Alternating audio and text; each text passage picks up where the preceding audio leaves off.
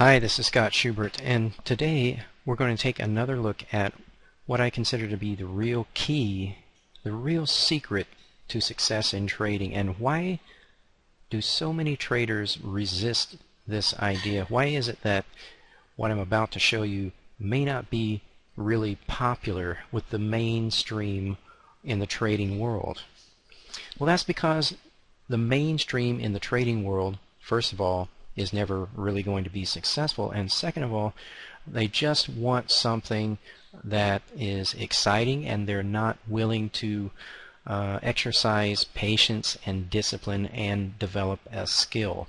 Now, a lot of people, when they look at financial markets, will tell you that markets are purely chaotic in nature, and those people should probably not be involved in trading and should go do something else so that they don't cause themselves endless frustration if they don't see the patterns and the order that you can recognize on charts in financial markets. So in addition to this, it's more popular to look for some kind of a fancy proprietary indicator or some kind of a seemingly advanced system, because a lot of us as traders want to believe that trading is very difficult and we are very intelligent, and therefore we need some kind of a super advanced system because that's what it takes to succeed in trading.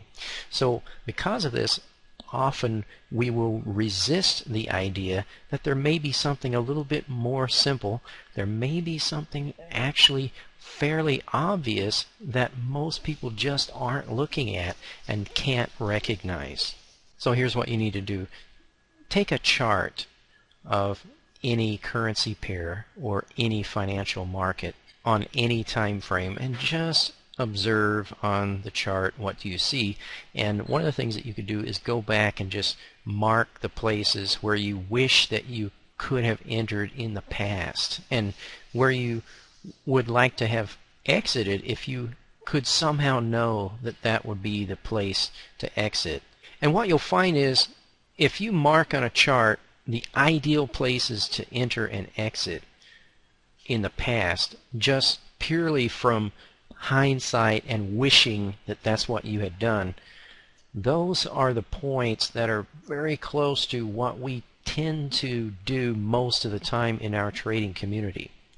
And why is it that some people are able to recognize these points and many super intelligent and highly educated traders in financial markets are not able to do that? Well, look at a chart, and first of all, on any time frame, you're going to see places where the market is moving in a strong movement in one direction, and then there are places where the market is pulling back or correcting. And at the time you're seeing this, most traders are not able to know, first of all, whether the market is retracing and then will continue in the same direction, or whether it is actually reversing and going to go in the opposite direction. Now, another thing is that there are all these different methods of trading, all kinds of systems and strategies for trading. What happens is, during a trending market, almost all trading methods and almost all traders will get some good results if they're trading in the direction of the trend, and if they're getting into a trade for any reason. They might be getting in for all kinds of different reasons based on different indicators, combinations of criteria for getting in. But if they're entering a trade during the time that the market is trending and entering in the direction of that trend, they're going to get good results during that time. And then when the market stops trending in that direction, there will be a period of time when most traders have a series of losses, and in many cases they're going to give back most or all of the profit that they made during the time when the market is trending. So it would seem fairly obvious that one of the things that you want to do if you're going to be successful in trading is be able to identify the point where the market is starting to trend in one direction, and know that it's starting to trend in that direction, as opposed to correcting, and then will continue in the other direction.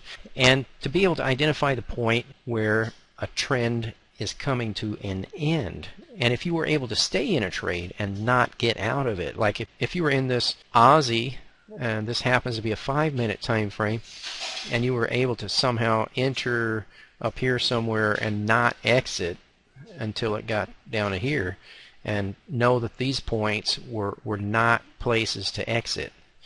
If you could know that at the time it's happening, then you would make a lot of money, right? And that's the big challenge, is that most traders don't have a way of knowing that.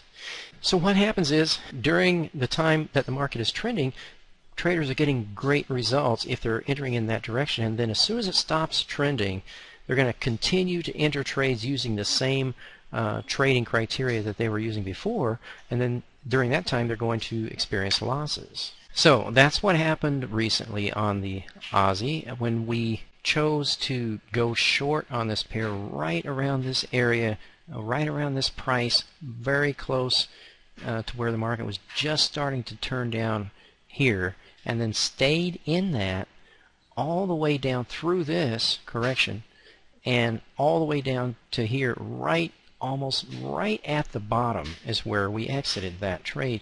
And how is it that we were able to know that that was the time to get in a trade, and then during this time we were able to know that it was acceptable to stay in that trade all of that time until right at the very bottom? How is it that we were able to know that?